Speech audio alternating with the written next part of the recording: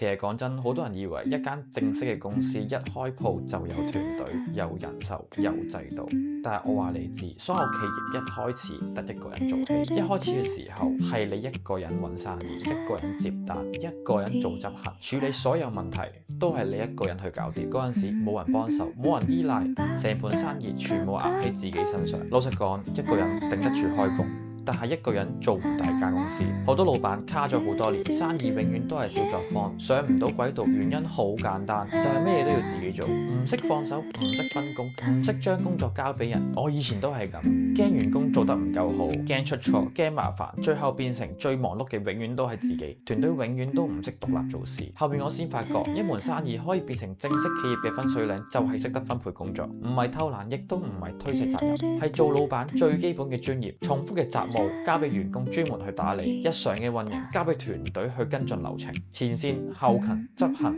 跟單，每一個崗位都有自己嘅工作。做老闆最緊要做嘅唔係做晒所有嘢，係將適合嘅工作擺喺適合嘅人手上。當你每一份工作都分得清，每一個崗位都有人負責，每個人都有自己嘅工作嘅時候，呢間公司先至叫做有架構、有制度，先至由一個人嘅生意變成一個真正合格、可以長遠行落去嘅企業。一句講晒，企業由一個人做起，靠分工做大，靠團隊走遠。